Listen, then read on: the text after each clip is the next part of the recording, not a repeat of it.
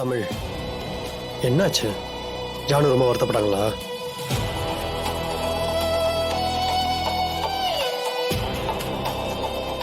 தமிழ், எந்த விஷயத்துல நீ தப்பு பண்ணல. யார்கிட்டயும் உதவி கேட்க கூடாதுன்றதுக்காக வீட்டுல தெரிஞ்சா வருத்தப்படுவாங்கன்னு நீ ஒரு பார்ட் டைம் ஜாபுக்கு போயிருக்க. அது நல்ல விஷயம்தான், அதை யாரும் தப்பு சொல்ல முடியாது.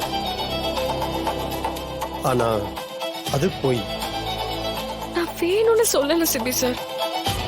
எனக்கு ஒரு அவசர தேவை இருந்துச்சு, அதனாலதான். எனக்கு புரியுது தமிழ்.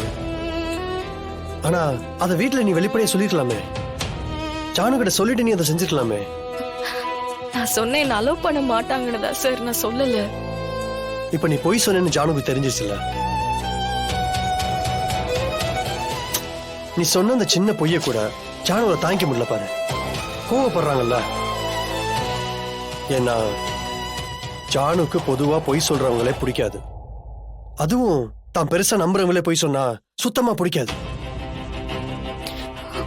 நீ அவங்க குட் புக்ஸ்ல ஃபர்ஸ்ட் ரேங்க்ல இருக்க.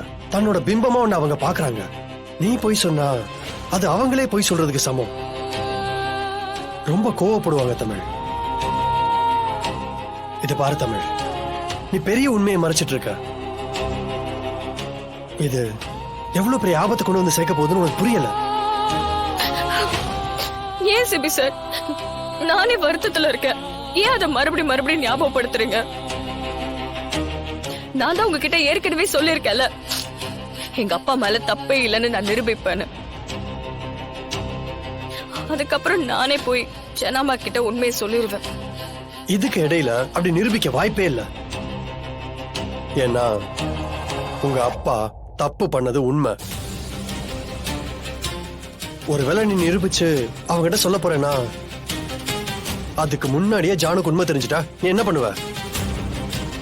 அது அவங்களால தாங்கிக்கவே முடியாது தமிழ். உடஞ்சு போயிருவாங்க. அந்த கஷ்டத்துல இருந்து அவங்கள யாராலுமே மீட்க முடியாது. எனக்கு விவரம் தெரிஞ்சதுல இருந்து ஜானு யாரையும் இந்த அளவுக்கு டிபெண்ட் பண்ணி இருந்ததே இல்லை. ஆனா உன்னை டிபெண்ட் பண்ணிருக்காங்க, உன்னை நம்புறாங்க. அந்த நம்பிக்கையை கெடுத்துக்காத. என் ஜானுவோட நல்லதுக்கு தான் நானும் சொல்றேன். நானே போய் சொல்லிடுவேன். ஆனா நான் என் அப்பாவுக்கு சத்தியம் பண்ணி கொடுத்திருக்கேன். தமிழ், ப்ளீஸ் சீக்கிரமே ஜானு கிட்ட உண்மையை சொல்லிடு.